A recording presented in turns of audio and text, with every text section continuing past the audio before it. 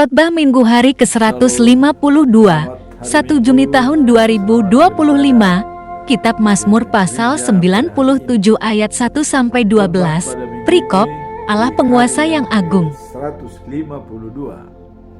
tanggal 1 Juni 2025 adalah diambil dari Kitab Mazmur pasal 97 ayat 1 sampai dengan 12 dengan perikop Allah penguasa yang agung.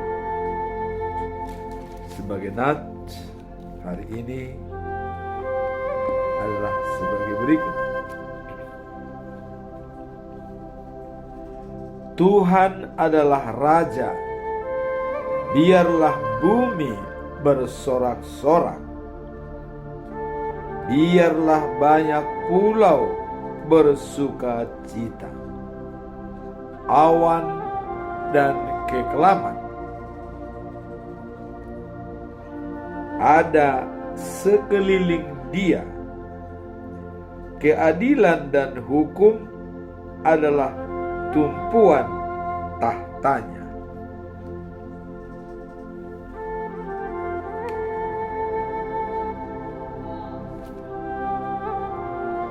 Api menjalar di hadapannya dan menghanguskan para lawannya sekeliling. Kilat-kilatnya menerangi dunia. Bumi melihatnya dan gemetar. Gunung-gunung luluh seperti lilin di hadapan Tuhan. Di hadapan Tuhan seluruh bumi. Langit memberitakan keadilannya dan segala bangsa melihat kemuliaannya. Semua orang yang beribadah kepada patung akan mendapat malu. Orang yang memegahkan diri karena berhala-berhala, segala Allah sujud menyembah kepadanya. Sion mendengarnya dan bersuka cita, putri-putri Yehuda bersorak-sorak oleh karena penghukuman-Mu, ya Tuhan. Sebab Engkaulah ya Tuhan yang maha tinggi di atas seluruh bumi. Engkau sangat dimuliakan di atas segala Allah. Hai orang-orang yang mengasihi Tuhan, bencilah kejahatan. Dia yang memelihara nyawa orang-orang yang dikasihinya akan melepaskan mereka dari tangan orang-orang fasik. Terang sudah terbit bagi orang benar dan sukacita bagi orang-orang yang tulus hati. Bersukacitalah karena Tuhan, hai orang-orang benar, dan nyanyikanlah syukur bagi namanya yang kudus. Demikianlah firman Tuhan pada hari ini atau khotbah Minggu Eksaudi. Eksaudi artinya dengarkanlah doa dan nyanyian kami. Hari ini adalah tepat tanggal 1 Juni dan ada ayat bulanan yang kita lihat di dalam Almanak HKBP yang tertulis di dalam 2 Korintus pasal 5 ayat 17 dengan perikop berbaik dengan Allah melalui Yesus Kristus. dengan topik kehidupan baru dalam Roh Kudus di bawah kekuasaan Tuhan dan kemenangan Yesus. Dijabarkan dalam 2 Korintus pasal 5 ayat 17. Jadi siapa yang ada di dalam Kristus, ia adalah ciptaan baru. Yang lama sudah berlalu, sesungguhnya yang baru sudah datang. Ayat mingguan atau bulanan ini adalah mempunyai makna yang sangat mendalam, di mana transformasi hidup yang dialami oleh orang yang percaya, habis gelap terbitlah terang, dan semua orang menjadi ciptaan baru dalam Yesus Kristus. Dan apa pesan moralnya?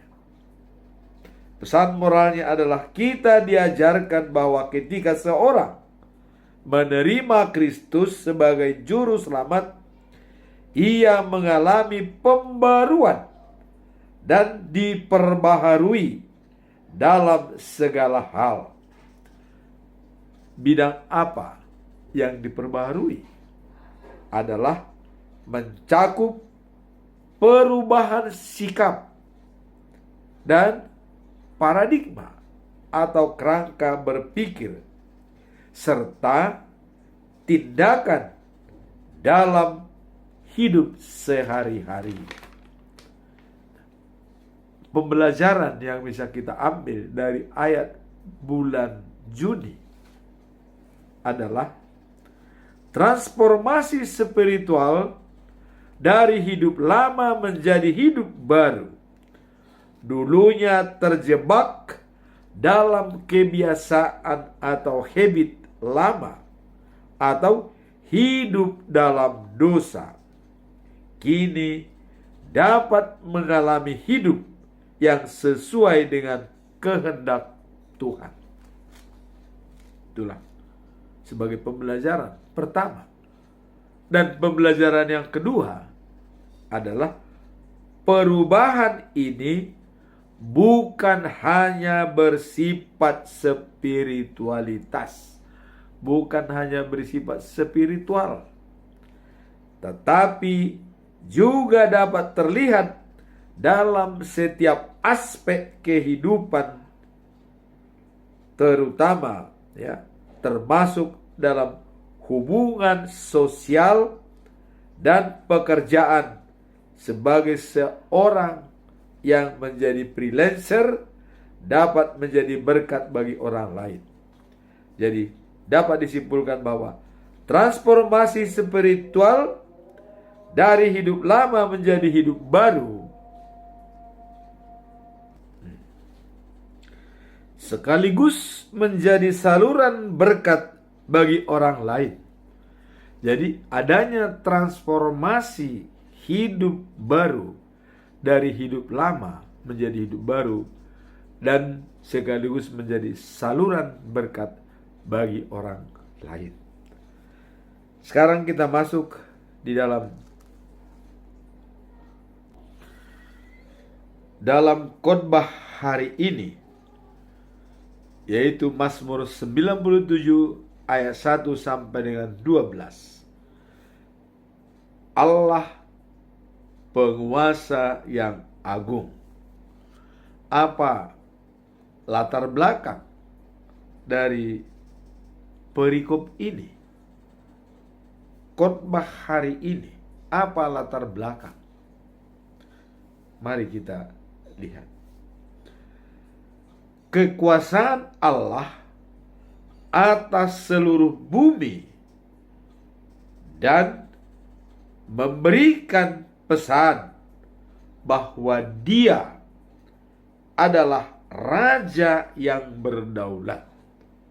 Jadi di sini dikatakan latar belakangnya adalah Allah, kekuasaan Allah atas seluruh bumi dan memberikan pesan bahwa Dia adalah Raja yang berdaulat. Apa maksud daripada ayat ini? Ayat ini mengajarkan untuk bersukacita dan bersyukur atas kekuasaan serta kehadiran Allah dalam hidup kita, yang mendorong kita untuk selalu percaya dan berharap kepadanya. Kalau kita melihat dalam pasal 97 ayat yang kedua, dikatakan bahwa keadilan dan hukum Allah tidak hanya berkuasa, tapi juga adil. Jadi di samping hukum-hukum Allah tersebut, memang Dia punya kedaulatan dan tidak hanya berkuasa menjalankan hukum, tetapi juga menjalankan keadilan. Dalam ayat 11 pasal 97 dikatakan, bagi orang yang benar, terang akan bersinar. Jadi habis gelap terbitlah terang. Dengan adanya transformasi hidup baru dari habitat yang lama yang berada dalam dosa. Kemudian dalam pasal 97 ayat 12 dikatakan, ya, ini mengajak kita untuk bersukacita dalam hati atas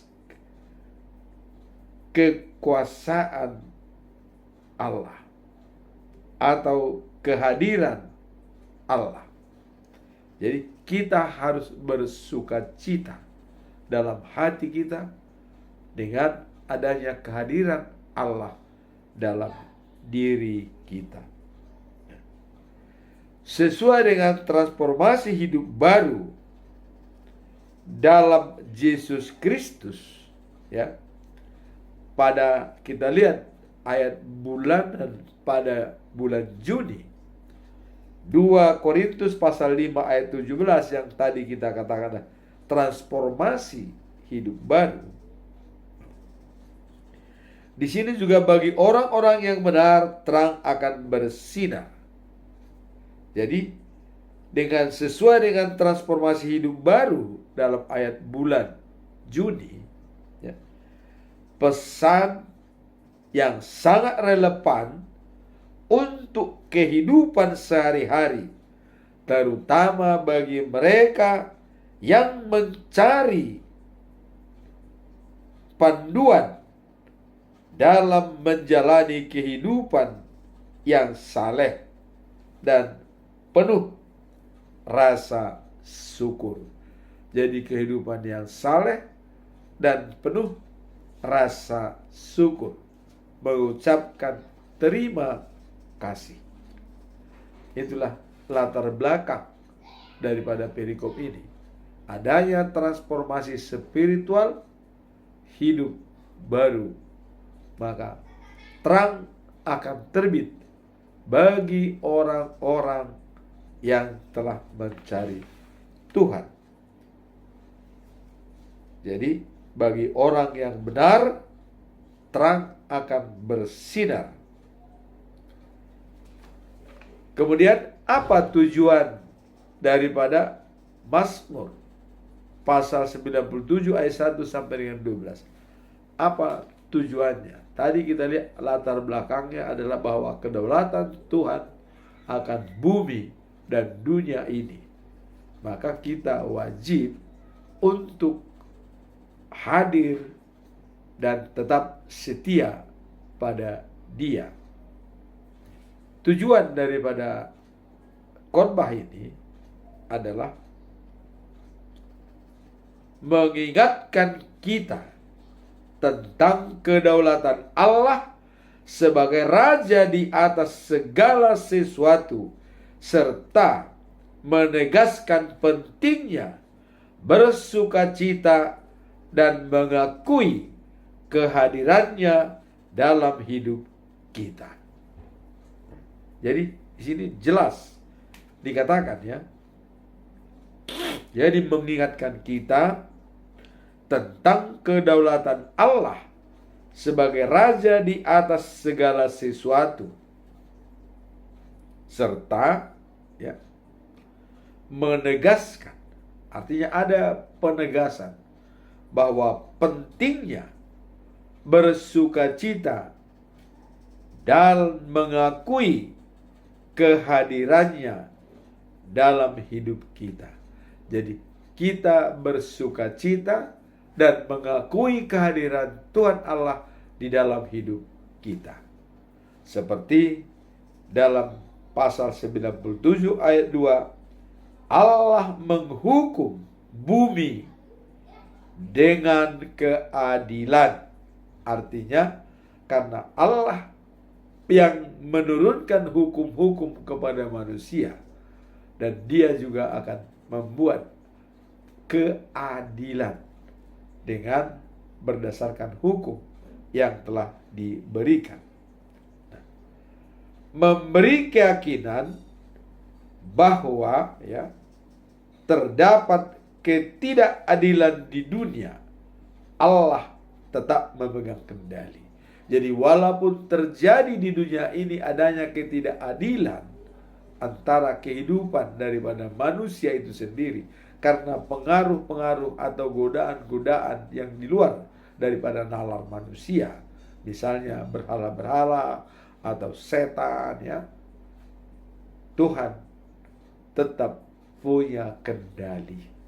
Karena tadi dikatakan bahwa segala dunia, ilah-ilah dunia yang disembah oleh manusia, ya, mereka sujud kepada Allah. Sekarang bagaimana posisi manusia?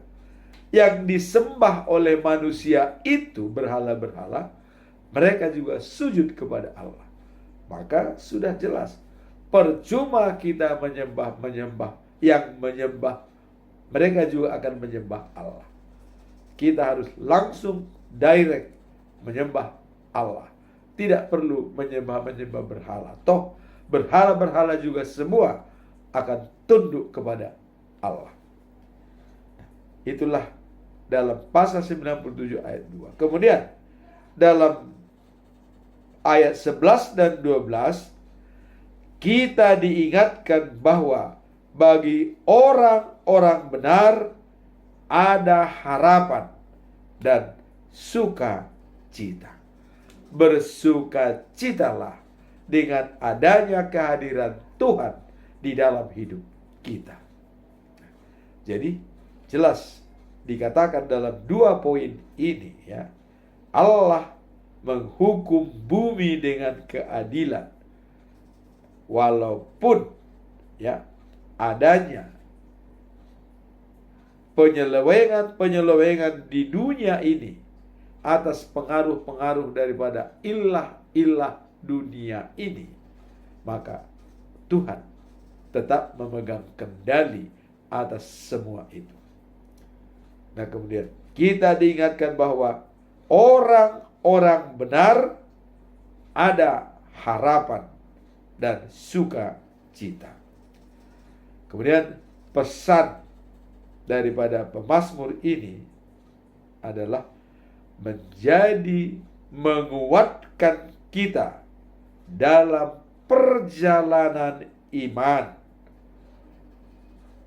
di mana Allah selalu hadir dalam setiap aspek kehidupan kita. Itulah perjalanan iman kita di dunia ini, bahwa Allah tetap hadir di dalam aspek kehidupan kita. Tadi kita sudah melihat latar belakang, tujuan. Sekarang apa pesan moral daripada khotbah hari ini? Ya. kita lihat di sini sebagai pesan moralnya, bahwa meskipun, jadi sebagai pesan, meskipun dunia ini diliputi kegelapan dan ketidakadilan, artinya adanya penyelewengan wewenang dan kegelapan dan juga ketidakadilan di dunia ini, ya.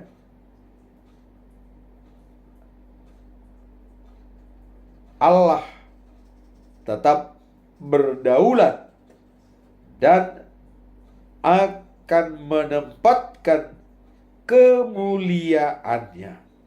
Jadi Allah tetap berdaulat atas ketidakadilan atau penindasan dunia ini dan menempatkan kemuliaannya di atas segalanya, ya.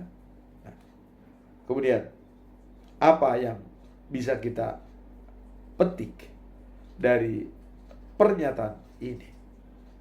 Ini mengingatkan kita bahwa dalam setiap tantangan yang dihadapi selalu ada harapan, karena Allah tidak pernah meninggalkan umatnya dan selalu memberikan jalan bagi mereka yang setia. Jadi selalu ada jalan keluar bagi orang-orang yang setia. Kalau kita lihat dalam Mazmur pasal 50 ayat 23 dikatakan, siapa yang mempersembahkan syukur sebagai korban, ia memuliakan Allah. Siapa yang jujur jalannya, keselamatan dari Allah akan diperlihatkan. Jadi orang yang mempersembahkan syukur sebagai korbannya, dia memuliakan Allah. Dan juga orang yang jujur dalam jalannya, ya, maka keselamatan dari Allah akan diturunkan kepada orang tersebut. Jadi di sini pesan moral yang utama kita lihat adalah Allah tidak pernah meninggalkan umatnya dan selalu memberikan jalan bagi mereka yang setia. Jadi setiap umat Allah yang setia kepadanya akan diberikan jalan keluar. Jadi tidak pernah sesat, tidak pernah mengalami frustrasi, tidak. Selalu ada jalan keluar sepanjang kita setia kepada Tuhan. Sekarang kita masuk dalam implementasi. Apa penerapannya khotbah ini? Ya, mari kita lihat. Sebagai pernyataan iman dan pengakuan atas kedaulatan Allah. Jadi dengan adanya pernyataan iman dan pengakuan atas kedaulatan Allah. Kalau pernyataan iman ini jelas yang di dalam aku percaya kepada Allah Bapa Halik langit dan bumi. Aku percaya kepada Tuhan Yesus Kristus anaknya yang tunggal. Aku percaya kepada Roh Kudus. Inilah pengakuan iman dan kedaulatan Allah. Kalau ini sudah kita jalankan, maka dikatakan tadi dalam pasal 97 itu, semua ilah menyembah Allah. Ya. Sehingga bagi orang-orang yang menyembah berhala akan dipermalukan. Jadi artinya semua ilah-ilah yang ada di bumi ini itu menyembah Allah. Dan ilah-ilah itu yang disembah manusia. Nah sehingga ini bisa mempermalukan manusia itu sendiri. Artinya janganlah menyembah ilah-ilah itu yang notabene mereka juga akan menyembah Allah. Langsung aja kita direct berhubungan dengan Allah, menjalankan komunikasi yang baik dengan Tuhan. Kemudian poin yang kedua, yaitu ayat yang ke-9, dikatakan bahwa Tuhan Allah yang maha tinggi di seluruh bumi dan sangat dimuliakan di atas ilah-ilah lain.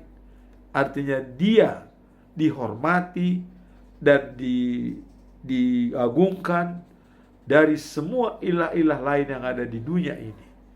Itulah bahwa Tuhan punya kedaulatan dan kekuasaan atas bumi ini. Apapun yang ada di dunia ini, Allah punya kuasa. Maka Daud mengatakan, keberhasilan dan kesuksesan saya adalah berkat rancangan dan rencana Tuhan Allah yang besar. Kita lihat Daud, Allah merencanakan, membuat janji kepada bahwa keturunanmu lah yang membangun bait suci, yaitu Salomo. Dan dari keturunanmu lah yang menjadi raja segala raja, dan pemerintahannya nanti ada di Sion, yaitu the New of Jerusalem. Itulah kedatangan Yesus Kristus ke dunia, mati disalibkan dan bangkit atas kuasa Allah.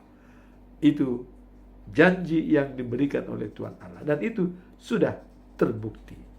Tinggal pembuktian yang terakhir, kedatangan dia kedua kali untuk mempersatukan masyarakat surga dan dunia ini, sehingga hanya satu pemimpin di dunia ini, yaitu Tuhan Allah sendiri. Nah, kemudian kita lihat poin yang ketiga dalam implementasi adalah terang sudah terbit bagi orang yang benar dan sukacita bagi yang tulus hatinya. Jadi orang yang benar dan tulus hatinya, terang itu sudah bersinar. Kalau kita lihat ya, dalam ayat bulanan 3 bulan yang lalu, dalam Injil Matius pasal 5 ayat 16 dikatakan, demikianlah hendaknya terangmu bercahaya di depan orang, supaya mereka melihat perbuatanmu yang baik dan memuliakan Bapa di surga. Jadi terangmu itu bercahaya di depan orang, supaya mereka melihat perbuatanmu yang baik itu tetap memuliakan Tuhan. Jadi setiap orang yang sudah terangnya bercahaya di depan orang, itu adalah untuk memuliakan Tuhan, sehingga bisa menjadi role model bagi orang-orang yang belum percaya kepada Tuhan. Terakhir, dalam ayat yang ke-12 ya, pasal 97 ayat 12 dikatakan, bersukacitalah senantiasa dalam Tuhan, hai orang benar, dan mengucap syukur bagi namanya. Tadi kita katakan mengucap syukur dalam segala hal, bahwa siapa yang mempersembahkan syukur sebagai korban, ia memuliakan Allah. Allah mengatakan, ia memuliakan aku. Ini kata Allah. Siapa yang jujur jalannya, maka keselamatan dari Allah akan kuperlihatkan kepadanya. Ini Allah sendiri yang menyampaikan, akan diperlihatkan keselamatan baginya, orang yang jujur jalannya. Nah, dan dengan demikian, bahwa dengan transformasi hidup baru di dalam ayat bulanan menggambarkan bahwa kebiasaan-kebiasaan lama dan masa-masa gelap itu akan hilang dan menjadi hidup baru bersama dengan Yesus Kristus. Nah, firman Tuhan atau khotbah pada minggu ini Eksaudi adalah dalam kehidupan sehari-hari di mana Allah penguasa yang agung terhadap hidup kita. Kehadiran Allah dalam kehidupan kita sehari-hari menjadi yang terbaik untuk menghadapi tantangan yang akan kita hadapi. Itulah khotbah pada minggu ini. Bersukacitalah senantiasa dalam Tuhan, orang yang benar, dan mengucap syukur bagi namanya. Jadi dengan kata lain, mengucap syukur adalah hal yang dikehendaki oleh Tuhan Allah. Dalam bahasa Batak, mandok mauliate, di dalam hidup ini, itulah yang disenangi oleh Tuhan Allah. Karena karakter Allah adalah kasih. Barang siapa tidak memiliki kasih, tidak mengenal Allah. Demikianlah khotbah minggu ini. Semoga kita semakin terberkati di dalam menjalani hidup baru dan transformasi baru, kehidupan baru di dalam Yesus Kristus. Kalau ada selama ini yang mengganjal pikiran kita, yang mengganggu kita, maka bersama dengan Yesus Kristus kita menjadi hidup baru. Dan Dia sudah naik ke surga untuk menyiapkan tempat bagi kita. Dan Dia akan mengirimkan Roh penolong, yaitu Roh Kudus, untuk membimbing dan memelihara iman kita untuk bisa menjadi sempurna, menyenangkan hati Allah. Demikianlah khotbah minggu ini, dan Tuhan memberkati. Amin.